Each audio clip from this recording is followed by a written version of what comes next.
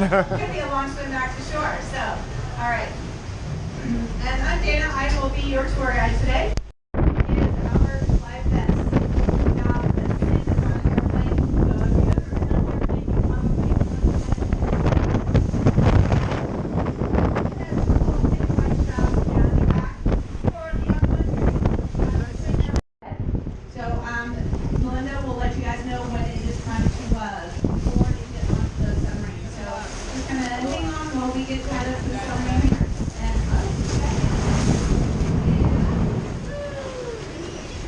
Oh, and if you guys brought anything other than water to drink, please leave it on the boat here. If you have water, make sure that your cap is, you can tighten it. And we'll also give you guys opportunities to get pictures of the crew on the sub when we are all done when we're leaving. We're going to wait a minute until they're ready, and then we're going to bring you next.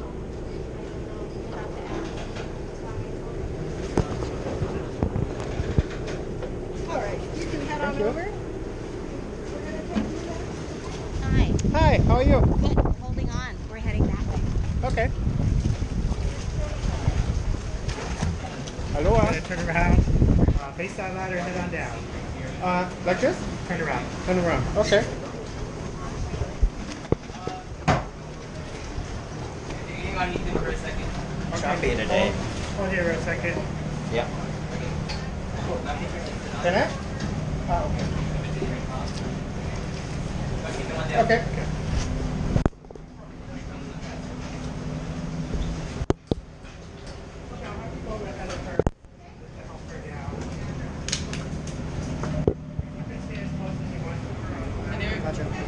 Hi there. This way, please, if you would. Okay. Dana here will give you further instruction. Okay. On the way along. Okay. Right out here. Wow. This one? Yep. Thank you. You're welcome. Can I leave the backpack on or do I have to remove? No, you can leave it on. There's Okay. nobody behind you, so you can Perfect. leave it on. Thank you.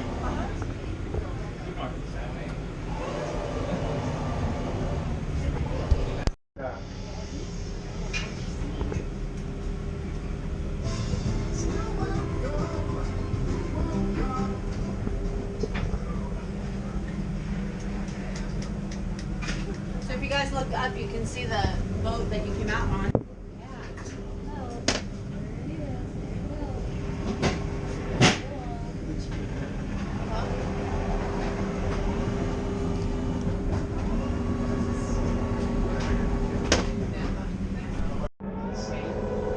Silt sand. It's actually plankton. So that's what the whales eat. I mean, other animals eat the plankton as well. But can you imagine taking a big mouthful of that and going, oh, that's yummy, I'm nice and full now.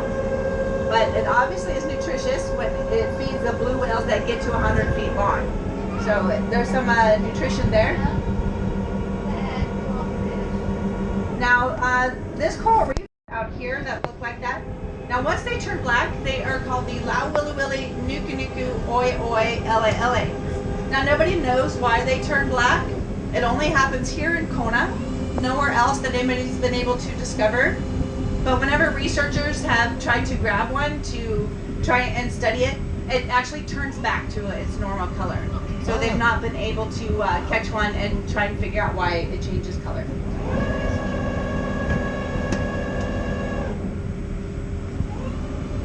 A couple more of those Lau Willy Willys. Now we also have, normally, school must be out of session today because I don't see any schools of fish. So they might have retreated for the day, or maybe they have a holiday, who knows. It might be fish holidays we don't know about. But if you guys can see that white fish, kind of have the black nose and a black tail, kind of outlined in black, looks like an opened up Oreo cookie. That is a loey loey, or a Hawaiian damselfish. Now most fish, oh here they go, you'll see some more here, the Hawaiian damsel. Oh, we have a little school of some fish going on here as well. Those are the blue striped snappers, I believe, or the ta'ape. But that must have been a homeschool because it wasn't a very big group there. But these aloe lowies, you know, most fish will swim away if you swim up to them. But these aloe lowies, they will come after you. They'll start chirping and barking, trying to get you out of their space. But if you don't leave, they're going to come after you and they're going to attack you. But you can see they're not that big, so their mouths aren't very big and big enough to bite you. So what they will do is they'll grab your hair. Now they'll grab it wherever they can find it, arms, legs, head, beard, and then they'll swim away. Now depending on how many strands they swim away with, you just might end up with a bald spot. All right. Oh, now we found the school. Must have just been, they must have moved the school here. So now we found a nice school of Ta'apes. Does anybody know why fish school? Protection is the biggest reason. You know, when they look, when they're all in a big group, they look bigger, so predators are less likely to attack. You know, we tried to train them to look like different shaped animals that might scare their predators away, but they didn't get above a C grade in sea level in school, so they didn't learn very well. But they also use it as an energy conservation. So if the fish that are up front, they're doing all the work, the fish in the back, they're kind of taking a break, taking a rest. And then once the ones up front are tired, then the ones in the back can kind of take a break. Kind of like the cyclists that do the in the peloton when they're riding in like races like the Tour de France. All right.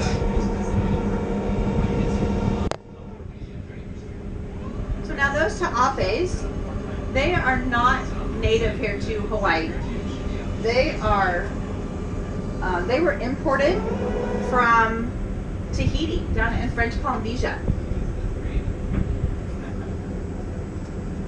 Now you might have noticed that it's gotten a little bit darker as we got down. That's because sunlight doesn't penetrate as much. But we've also lost the color red. So if you guys see this black football shaped fish that's got the white and green tail, it's kind of hard to see the back end that's green. But that's actually a pink-tailed triggerfish. And no, I'm not colorblind. On the surface, its tail is pink. But after about 30 feet, we lose the color red. So your blood will actually look green down here. So if you were to prick your finger, or if you just even look at your skin, you can see that your skin has more of a green color to it than a pink rosy color. So up on the surface, that pink-tailed triggerfish, its tail is pink. And it is, the Hawaiian name is Humuhumu hiukole, or the fish with the nesting fish with a pretty flower around its butt. So the Hawaiians, they tend to name the fish after what they look like, what they resemble on land. And not all fish have a Hawaiian name. If the Hawaiians didn't have a use for the fish, then they didn't name the fish. Now all of this white stuff that's kind of down on the bottom, kind of surrounding the coral a bit, kind of looks like sand. Does anybody know what that is? It is sand. That was just a trick question. Now does anybody know where we get most of our sand from?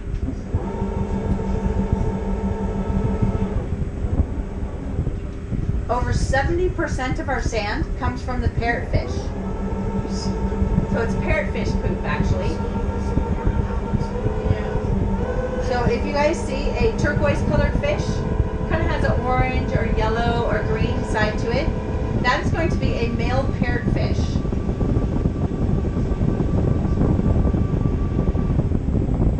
Now when they are munching on the coral, well, they actually like to eat the algae that lives on and in the coral. But sometimes they have to go through that hard part, that calcium carbonate, to get to the algae. And when they are munching on that hard part, or even the rocks sometimes getting the algae off, they have plates for teeth in the back of their jaw that will grind up that rock or that calcium carbonate. And what goes in must come out, and as it comes out, it becomes our sand. So next time you are running your fingers and toes through the sand, just remind that it is fish poop. Okay, now you guys see these blackfish? We've got this whole school of these blackfish. They got this little horn on the top of their head. Those are a unicorn fish. Usually we only see a few of these, not a big school like this. So this is pretty awesome. Yeah. So unicorns actually do exist.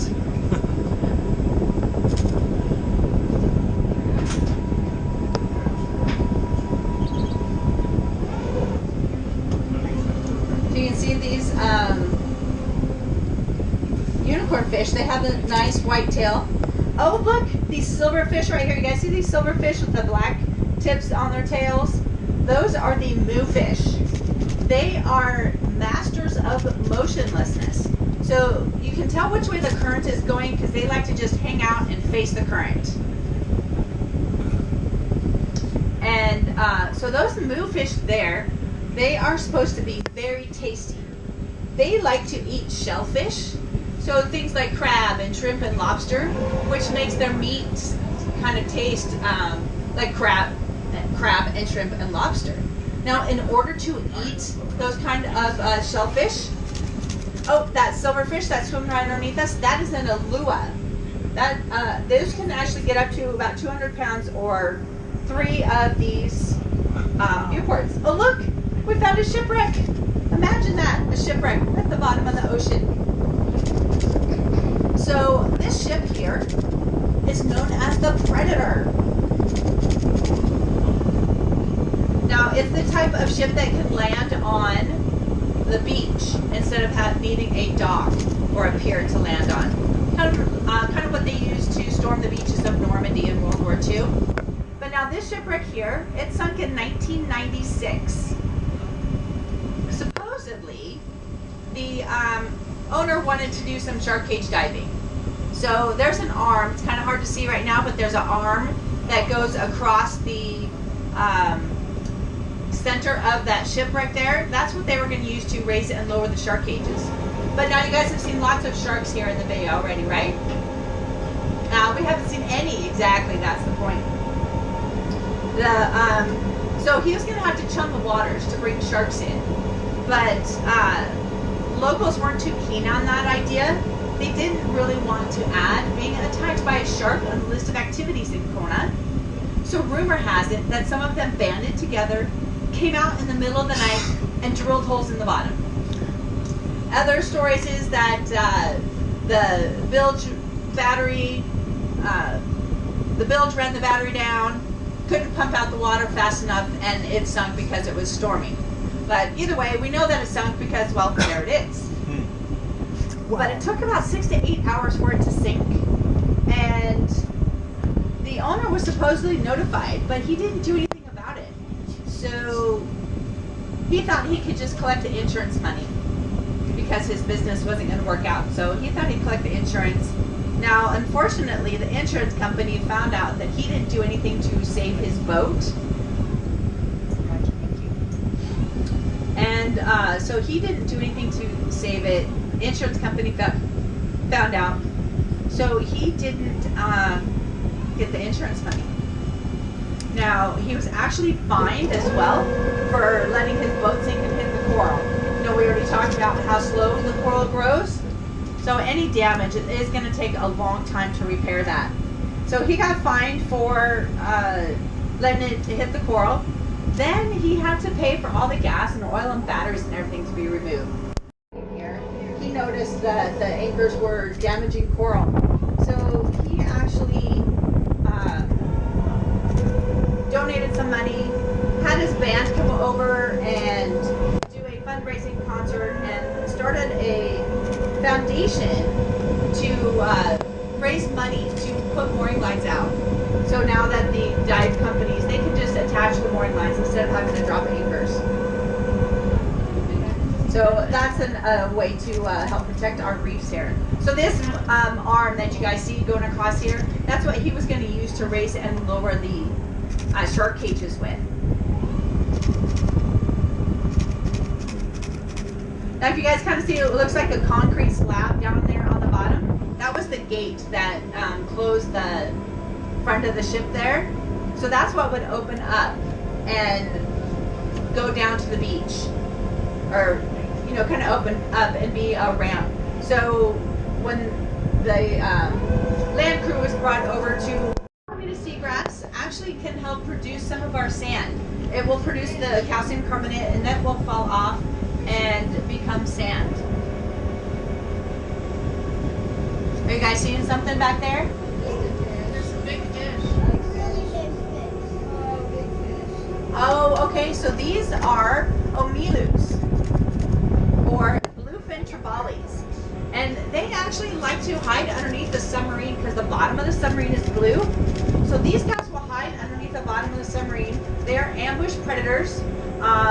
So they can follow us along, and when they find a prey, you'll see a bunch of them all dart out together, and then they will come back underneath the sub when they are done to hide out and hang out again until they find their next prey.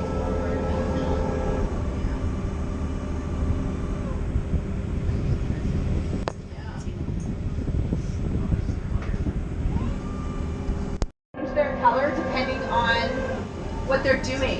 So whether they're mating or hunting, they can change their colors. I mean, they're not going to go from like blue to pink or anything like that, but they will get lighter and darker. There are some fish, like some of the wrasse.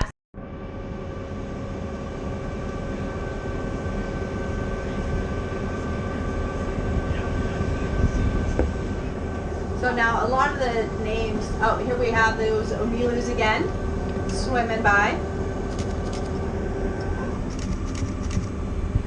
So they're kind of probably out on a hunt right now. Oh look, we found another shipwreck. Imagine that, 2 shipwrecks all in one day. Wow. All right, so this shipwreck here actually sunk in 1986. It is known as the Lady. On the surface, it was the Angia, but there was a couple who wanted to retire on a sailboat from Alaska, so they started out on their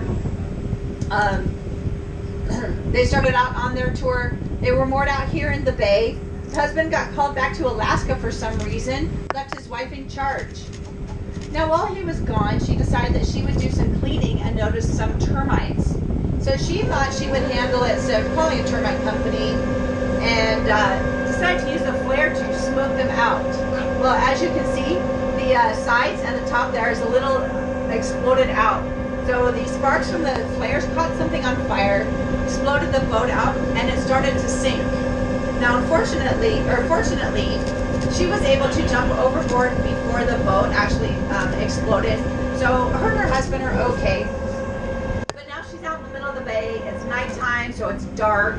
About a half a mile from shore. She didn't want to swim back to shore. She knew nobody was coming after her. So she found another boat moored out in the bay, and she went and swam over to that, got on board, realized it was a dinner cruise.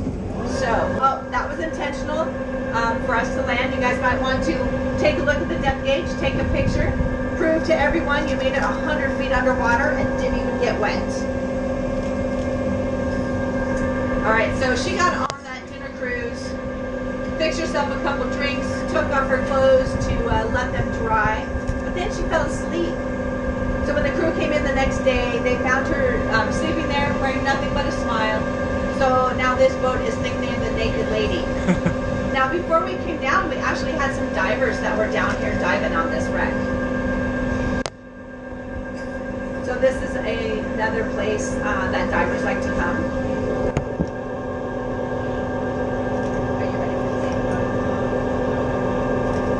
Alright, so here we are going to be listening to the surface, or to the pilot talk to the surface on our underwater telephone and getting our ascent commands here.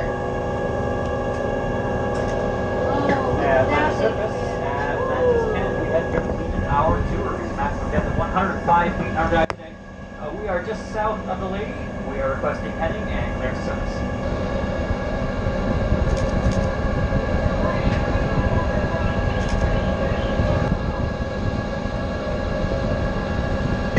clear to 40 feet. Current heading 040. Alrighty guys, I've just been told that we are out of time. We have to head on back up to the surface here. So now that hissing sound you heard just a few minutes ago, we didn't spring a leak, I promise. That was just the pilot letting off a big bubble of air that will let the surface know where we are. As you see, we have no periscope here, so we can't see what's above us. That air bubble will let the surface know where we are. They can make sure that there's no boats, kayakers, or swimmers, or anything in the water that's going to be in our way. Alrighty guys, if you want to give our pilot Josh here a big round of applause for getting us to see all those cool shipwrecks and fish today. We'll let you know when we're clear to disembark again. Thanks for joining us. Holiday Loa and Aloha.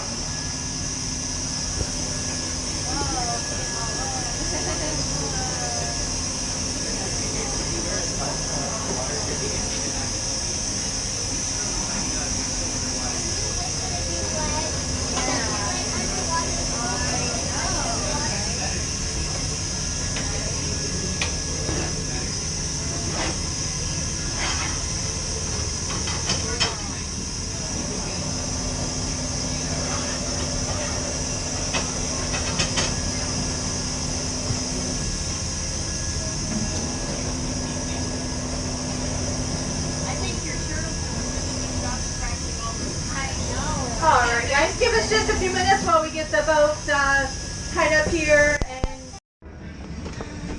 Alright. Make sure you guys are hanging on once you get up there as well.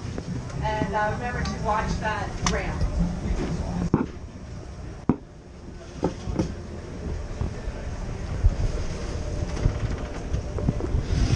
Welcome back. Hey, nice big Thank step you. here. Oops. Welcome back. Thank you. Do we have our cleaning supplies up there? Somewhere. How was it? Good, good.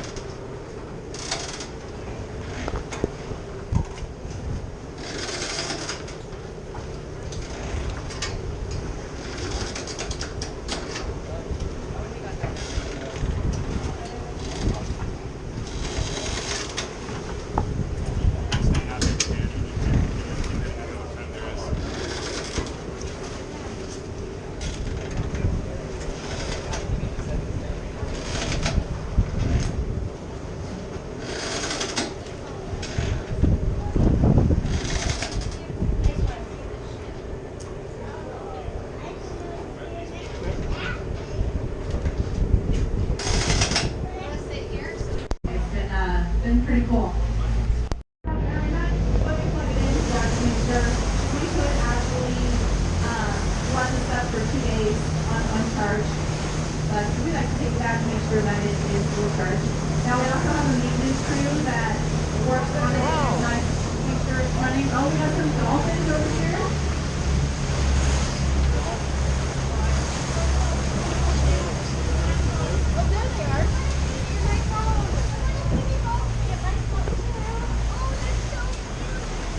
So those are probably our spinner dolphins. I didn't really see them. I believe those might be the spinner dolphins. Yes, the Hawaiian spinner dolphins. They're actually one of the smallest dolphins. But they are, they're right out there. You can kind of see them swimming up. They actually are only found here in Hawaii.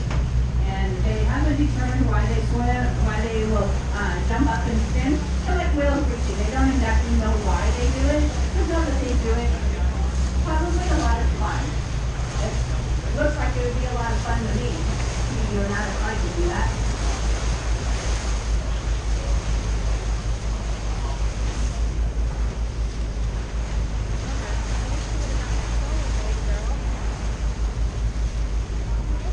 There's usually a lot of dolphins in the bay. You can see them from the pier here. So it's kind of fun to just kind of hang out in the pier for a little while to watch.